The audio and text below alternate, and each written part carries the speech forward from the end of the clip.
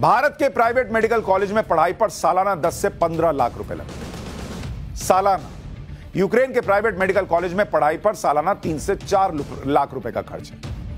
भारत के private medical college में 5.5 लाख के कोर्स का खर्च 50 लाख से 1.5 करोड़ रुपए पहुंच जाता है।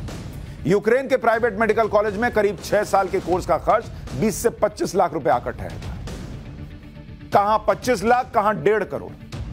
तुम ऐसा क्या पढ़ा दे रहे हो भाई जिसको 1.5 करोड़ के लिए तुमको लेना पड़ रहा है? जिसके लिए वो 25 लाख में पढ़ा रहा है, तुम 1.5 करोड़ में पढ़ा रहे हो। ये गैप इतना क्यों है? कोई सोचेगा, कोई चर्चा करेगा? सरकारी कॉलेज में एडमिशन के लिए नीट में बहुत अच्छे नंबर चाहिए। अच्छे प्राइवेट कॉलेज में सीट के लिए नीट के अच्छे नंबर के साथ बहुत ज्यादा पैसा चाहिए। नीट की तैयारी के लिए छात्र कई साल कोचिंग करते हैं। कोचिंग में भी हर साल 1 से 1.5 लाख रुपए खर्च होता है। वो तो गिनते ही नहीं लोग। बहुत कम छात्रों का नीट एक ही बार में क्लियर होता है। कई छात्र 3-3, 4-4 बार नीट में अपीयर होते हैं।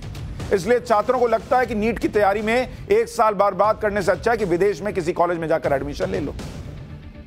भाई वो जो 1.5 लाख 2 लाख 1 साल में खर्च करोगे नीट की तैयारी में, वो विदेश में खर्च कर दो। ये लोगों को लगता है।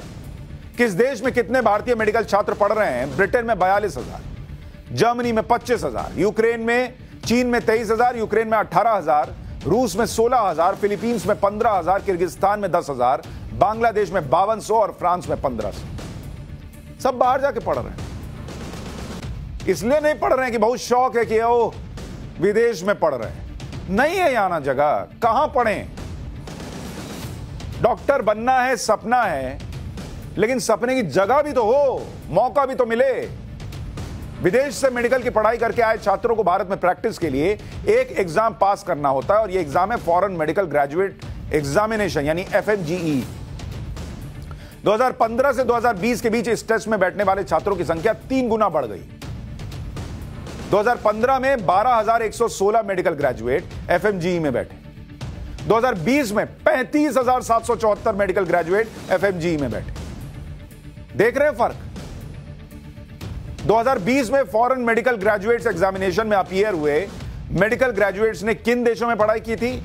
चीन से पढ़कर आ रहे थे 12,680, रूस से 4,313 ग्रेजुएट हुए, यूक्रेन से 4,258, किर्गिस्तान से 4,156 और फिलीपींस से 3,142। जो छात्र America, Britain, Australia, Canada, New Zealand से मेडिकल की पढ़ाई करके आते हैं उन्हें इस एग्जाम में नहीं बैठना पड़ता। लेकिन जो चीन, यूक्रेन और इस तरह के देशों से पढ़कर आते हैं उन्हें फिर FMGE का टेस्ट देना पड़ता है। हैरानी की बात यह है कि इस एग्जाम का एवरेज पास परसेंटेज क्या आपको पता है? 5 साल में, सुनिए, पढ़ के आ रहे हैं लेकिन हालत क्या है देखिए। 5 साल में विदेश से जो पढ़कर आए इन देशों से जिनको FMGE देना पड़ता है, 5 साल में भारत में प्रैक्टिस के लिए जो टेस्ट दिया उसमें 16% पास हुए। मात्र 16%। मतलब विदेश में इतना पैसा खर्च हुआ और पास हुए 16%। मतलब डिग्री तो होगी लेकिन छुरी कैसी चलाएंगे वो आप देख लीजिए। यूक्रेन के मामले में जो यूक्रेन से पढ़कर आए, यूक्रेन से जो आए वो 17% पास हुए। ये यूक्रेन में पढ़ाई की हालत है।